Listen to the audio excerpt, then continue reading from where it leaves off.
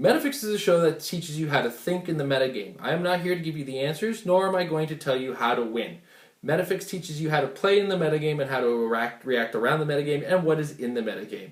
If you're looking for the answers, try HC Realms, check the forums, they have all kinds of neat toys and tools and teams being brought up, and check the results of a lot of the ROC tournaments or any Worlds tournaments to see how teams played out and what teams were used for.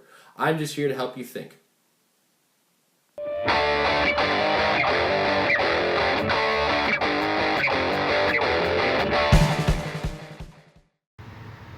Why did I do this episode? What am I on? This is one of the big theory crafting episodes that was probably coming, and this is a very high level discussion. I'm not going to get into nitty gritty of how it always happens, but the metagame in this game, it shifts. It changes. The focus of the game, the way the game is played, changes. So part of this game is going to be a history lesson, and another part of this game is going to be how these things come along. So in this episode, we're going to discuss the metagame, why it shifts, how it shifts, and what makes it shift. Now, some of the things that make the metagame shift include considerations. Sometimes a character will stand out as amazing and will make everybody draw to that character. For a short period of time, that character was Spiral. She had the ability to create these portals that pretty much made it a one-turn game. That caused a very big shift in the game. That caused people to find a way to sit back and either punish that or play it themselves.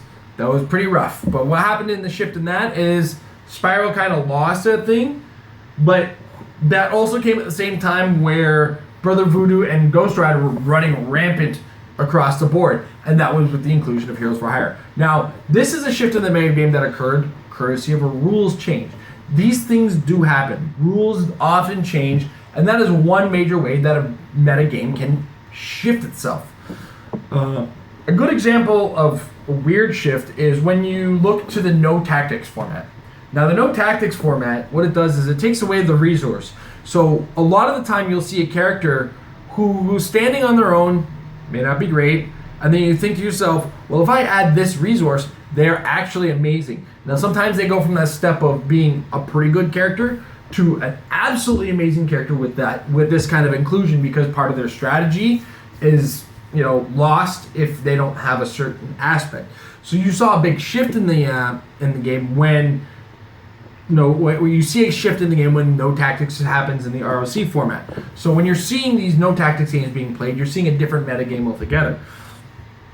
And the game gets played differently. Zombie Super Skrull becomes an amazing character because of the source of, he has a million sources of power. Choose all the combinations of powers that you want at the low cost of possibly taking a damage. And sometimes you don't take that damage, let's be honest. I've rolled 6s on that, having 4 powers before. It feels good, but I usually expect to take the damage. Now, sometimes you'll see a character enter the metagame, such as Bullseye. Bullseye happened in the game. What happened to Bullseye? Well, this was another rules change. The entities all of a sudden stopped giving the entity keyword, so Bullseye on all the teams that he was on was a lot less relevant. Now, when I say less relevant, it meant part of Bullseye being good was because he was being theme-teamed into teams getting extra dice rolls, being a non-generic theme team. When that changed, what happened to Bullseye? Well, the teams that he was fitting on or was keyworded with became very limited. So you had the choice of playing with an entity, which, there's not a great deal of entities that really make Bullseye stand out outside of maybe Ophidian to give him Pulse Wave, or Parallax to add Psychic Blast to him. But of course, rules changes also occurred to characters that he was being used with. Bullseye was part of a team called Billseye. Bill, Agent of AIM, his effectiveness changed. Well, you know what? The way that Bill worked changed drastically, and he was no longer safe in the back. So Bullseye went from being amazing to rules changed out. Now, sometimes it's not rules changes, sometimes it's a character being released that takes a character, because a lot of people have written off Spiral. But then we go back to the 2015 World Championship, and she was part of a winning team with a Phoenix Force, with a Felix Faust, and some other pieces that didn't matter because she was just amazing on her own in this sense. And shifts always happen, and characters often get kind of looked at and seen as not as good in a new game. Part of that too is keywords. Sometimes a keyword is very, very potent until something happens. Up until the 2015 cuts to the modern age, animal was really starting to become one of the most potent, most dangerous keywords in the game. But when Amazing Spider-Man went out, Alyosha Craven went with it. And all of a sudden, a major component of the animal team kind of got taken back. Now, is the animal team gone? Not necessarily. Is it as potent as it used to be? Not even close.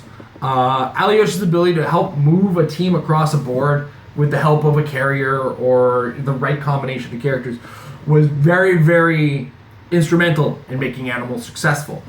And then we still have Red Wolf, we still have Rocket Raccoon, we still have Lockjaw. They're still good animals. It's just a matter of fitting something else in there to make the team even more effective. Don't discount Wolfsbane. Wolfsbane exists. The game shifts and moves as pieces get discovered, as players discover combinations as well.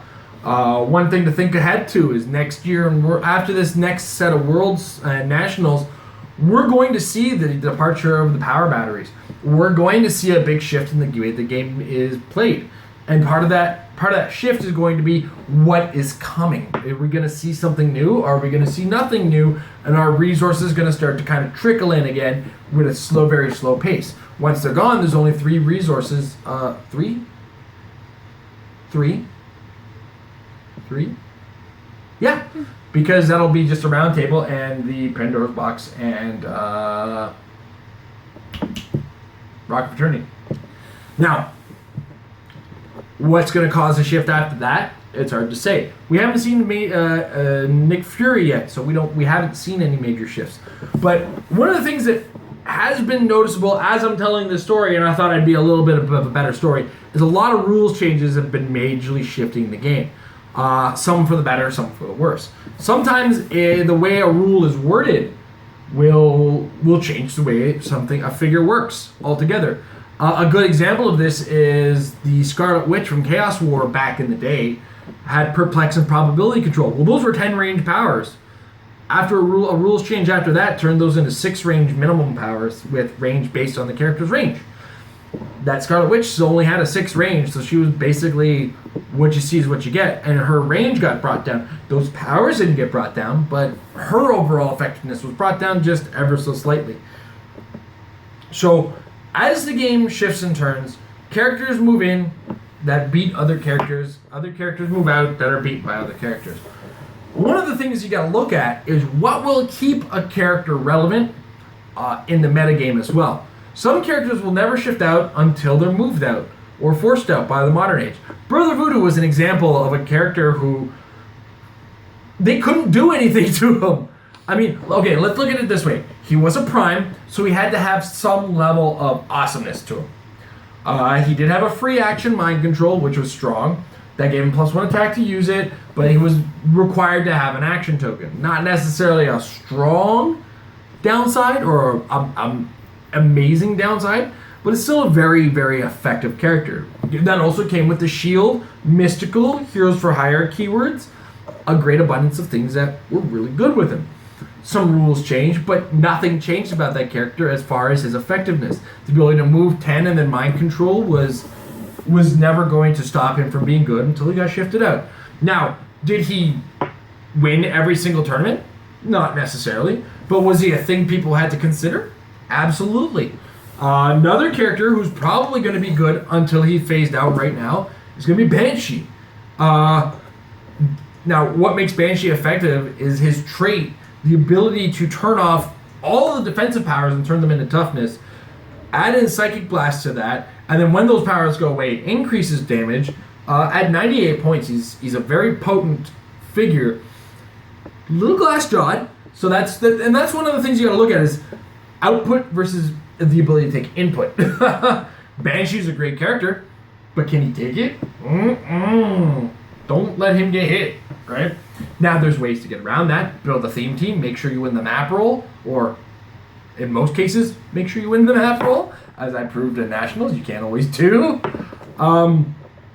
And But he will always be relevant, even in the no tactics format or the tactics format. This is a character who shuts off the defensive powers that are his problem, and he just doesn't care about them.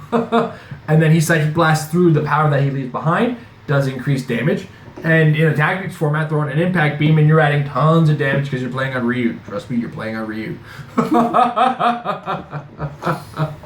So, one of those things when we're talking about the way that the game shifts and ebbs and moves and molds, and of course I filmed this before Nick Fury, so I can't attest to anything that might shift the game with Nick Fury, is this game is going to move again.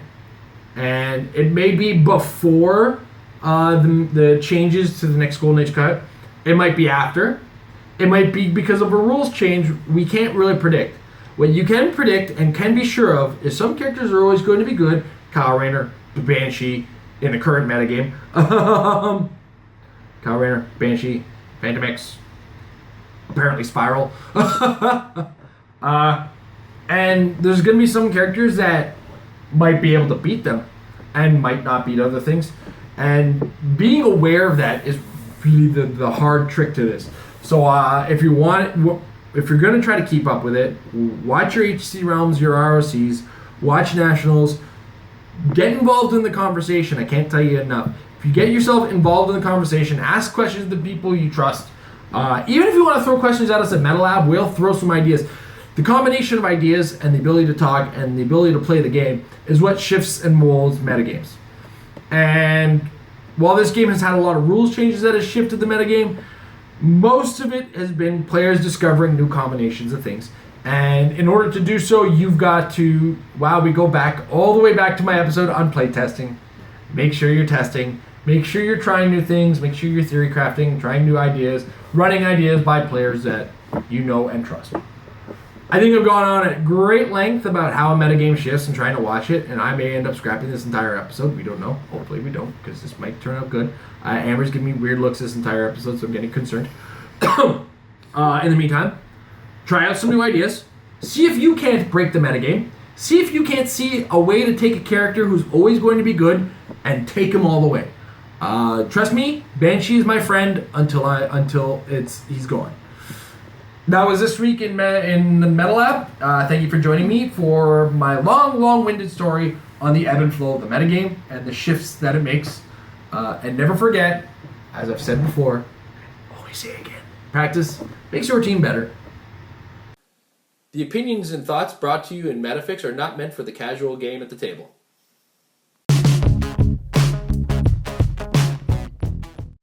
Married with Clix is brought to you by Majestic's Heroclix sales down Costa Mesa, California. Right now, they're in the middle of storefront change.